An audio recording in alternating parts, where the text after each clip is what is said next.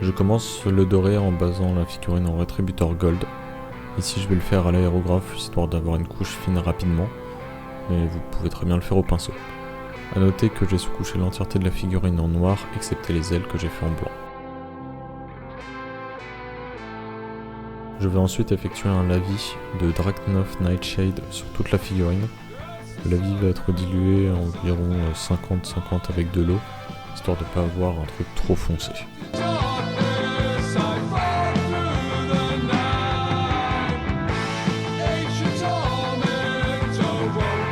Ensuite, avec du Liberator Gold, je vais faire un surlignage sur l'entièreté de l'armure, en laissant juste les creux non peints, histoire de créer les ombres.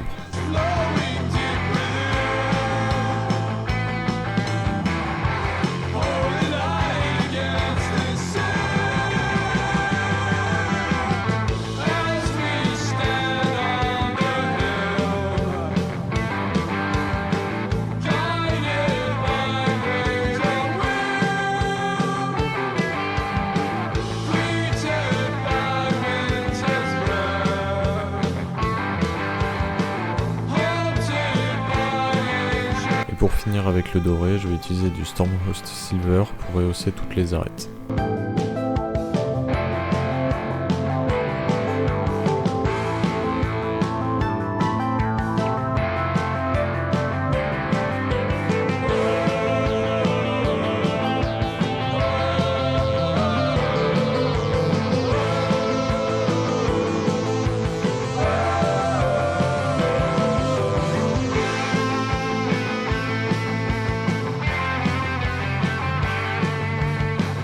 Ensuite, avec de l'Abaddon Black, je vais faire toutes les zones en noir, donc tout ce qui est jointure d'armure, corps de bolter, etc.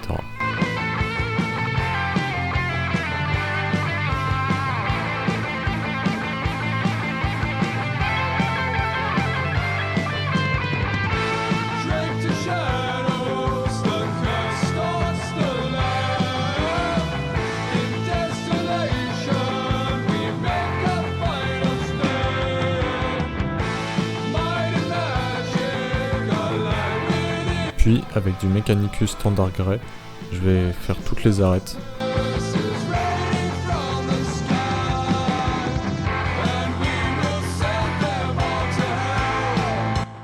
Et pour finir, avec de l'Administratum Grey, je vais faire les coins, les arêtes et les autres parties que je veux rehausser.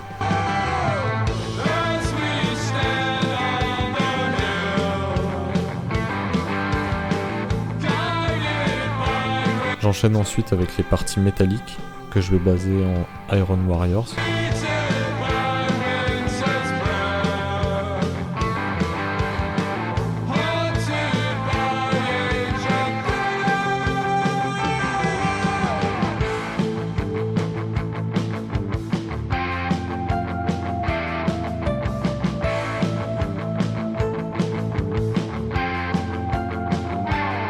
Puis je vais utiliser du Null Oil pour faire un lavis du coup sur les zones métalliques.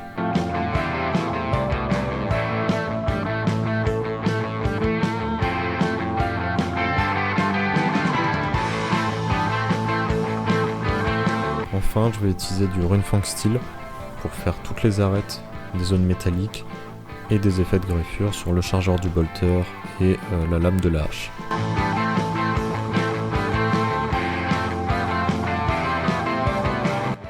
Pour ce qui est des zones blanches, je commence par les baser en Celestia Grey. Donc ça va être tout ce qui est ailes et plumes décoratives sur les armes, armures, etc. Et pour les ailes dans le dos, je vais utiliser encore une fois l'aérographe histoire d'avoir une couche de peinture fine pour démarrer.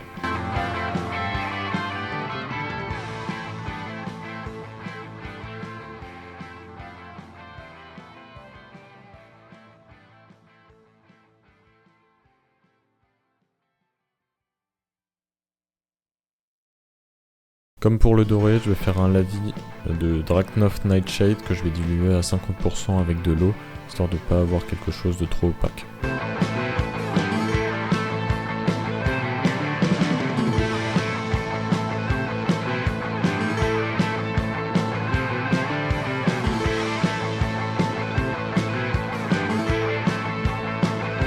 Puis je viens faire un surlignage en Ultuan Grey sur toutes les plumes, une par une. Ça va être l'étape probablement la plus longue.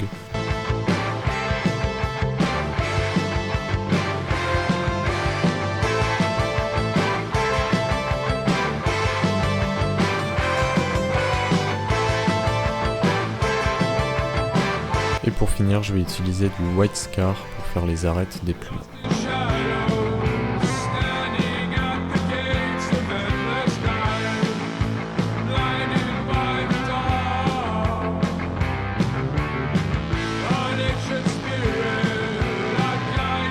Je vais ensuite faire toutes les zones rouges, donc ça va être essentiellement en fait les épaulières, en basant avec du Mephiston Red.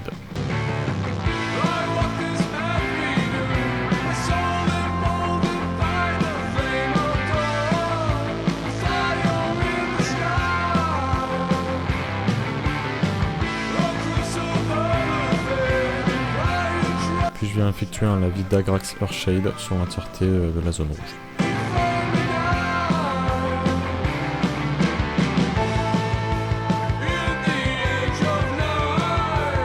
Je vais ensuite faire un surlignage dans la zone rouge en Mephiston Red.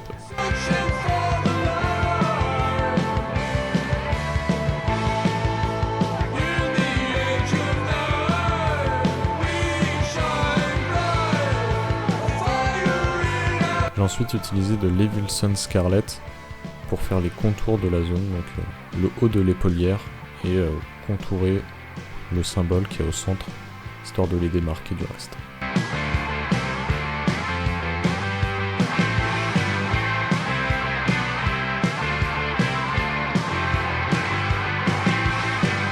Et pour accentuer ce contour, je vais utiliser du Fire Dragon Bright pour du coup la même zone mais en plus petit.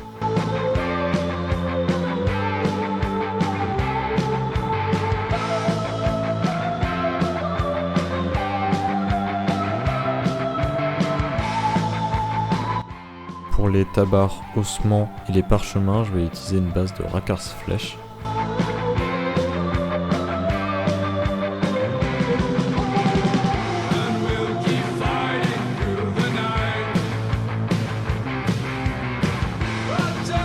Puis je vais effectuer un lavis d'Agrax Earthshade dessus.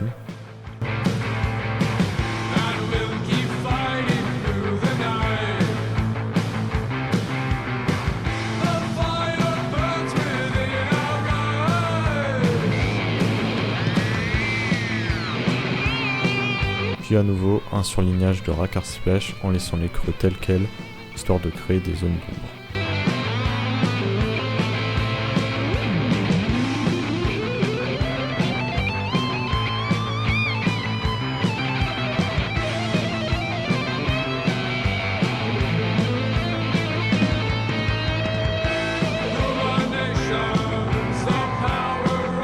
Puis je vais utiliser du Pallid Witch Flesh pour marquer les arêtes et les zones telles que les plis.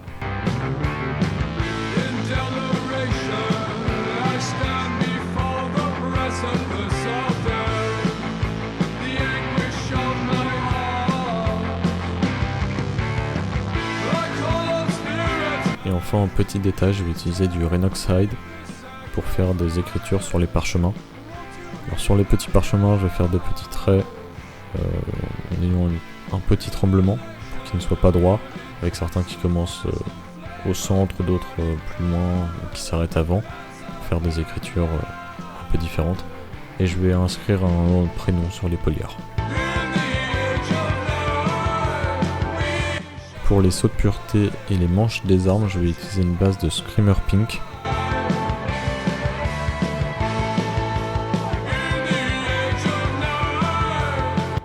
Je vais ensuite, pour les sauts de pureté, utiliser un lavis de Karambourg Crimson, et pour les manches des armes, de l'Agrax Earthshade.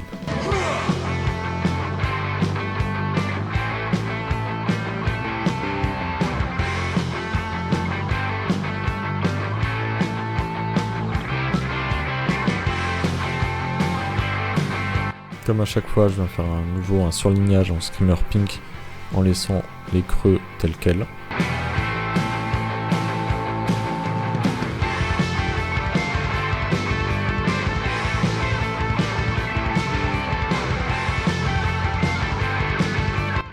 Puis je viens rehausser le tout en faisant les arêtes avec du Pink Aurore.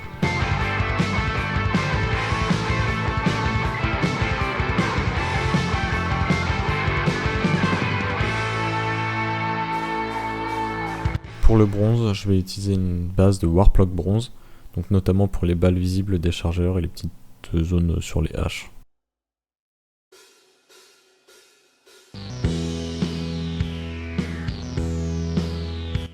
J'ai ensuite effectué un lavis d'Agrax sur Shade.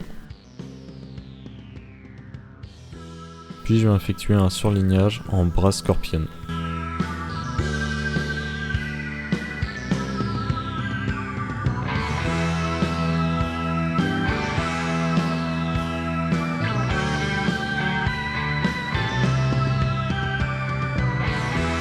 Et je vais ensuite surligner les arêtes avec du Runefang Steel.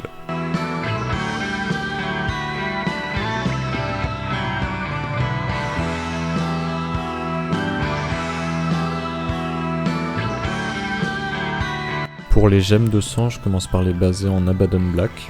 Ça va donner une base plus sombre.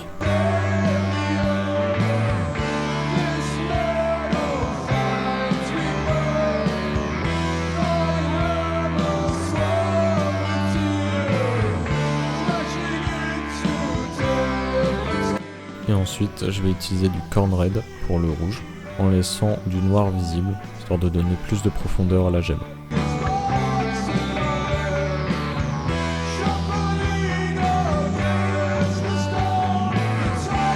Puis avec de l'Evil Sun Scarlet, je vais marquer le contour de la gemme, donc faire un fin trait qui part du bas et qui remonte sur un des deux côtés.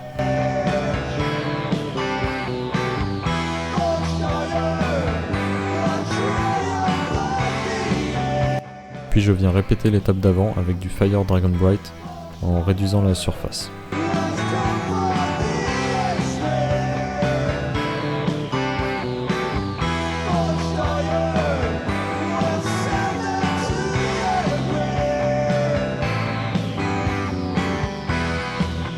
Puis pour donner un petit reflet de lumière, je vais effectuer deux petits points en White Scar en haut de la gemme.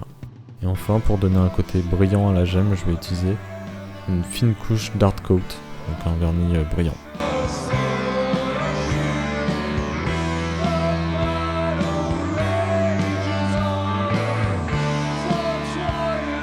Pour les cheveux, je vais utiliser une base de Zandri Dust.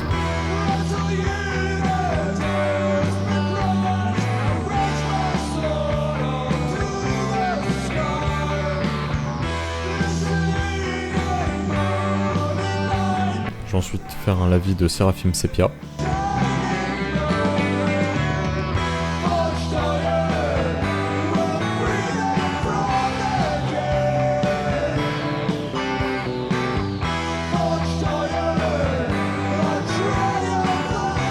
Puis je vais venir faire un surlignage à nouveau en Zandri Dust.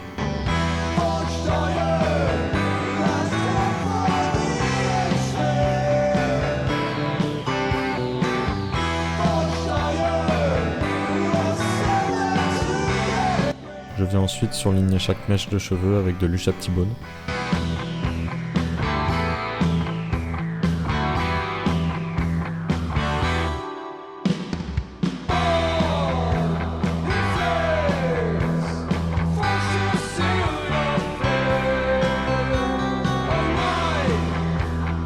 Puis les pointes avec du Screaming Skull.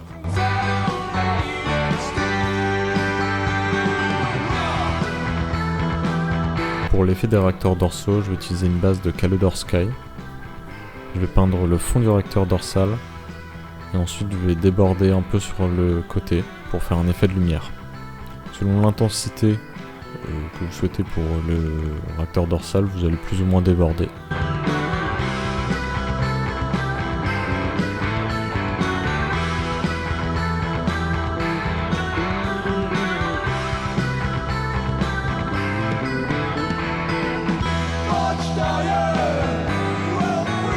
Je vais ensuite répéter l'étape d'avant avec du Lorsen Blue en réduisant la surface au niveau de la zone où je déborde.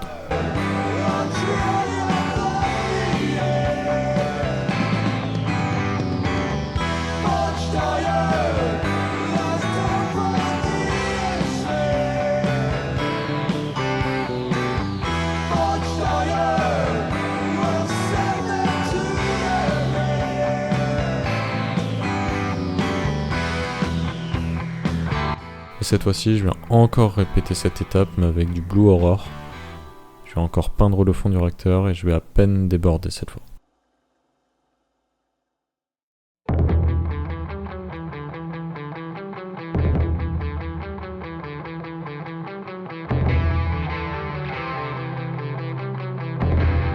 Pour finir, pour rajouter un petit peu d'intensité, je vais faire une légère touche de White Scar au fond du réacteur dorsal.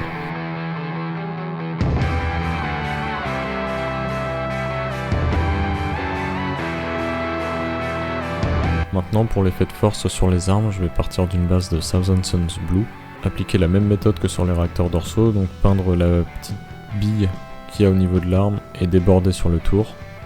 Et ensuite, je viens faire des éclairs sur toute la lame, donc avec une branche principale qui se décline en plein de petites branches.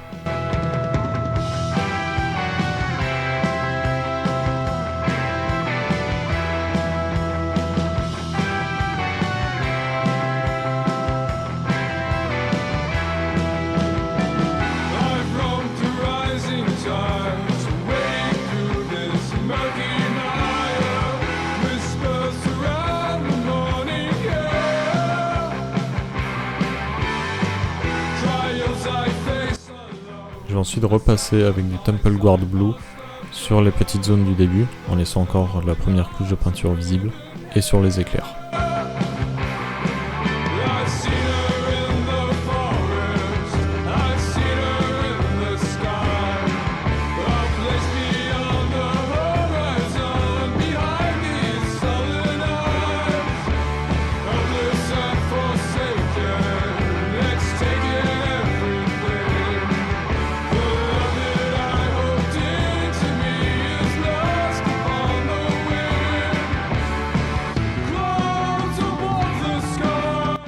Je vais à nouveau répéter cette étape avec du Blue Aurore.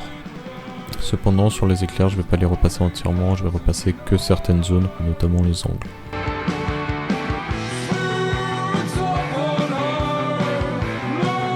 Puis pour finaliser l'effet, je vais utiliser du White Scar que je vais appliquer sur la petite partie ronde au centre de la lame, histoire d'intensifier l'effet.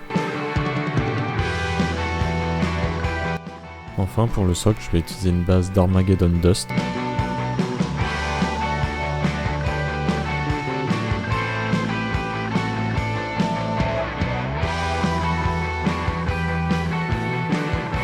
Je vais ensuite utiliser un lavis de Seraphim Sepia, puis un Dagraxer Shade,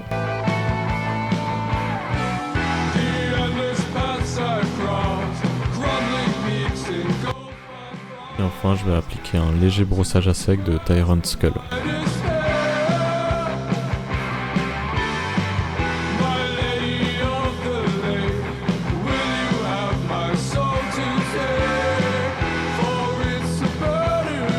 Et pour finaliser le socle, je fais le contour en Abaddon Black.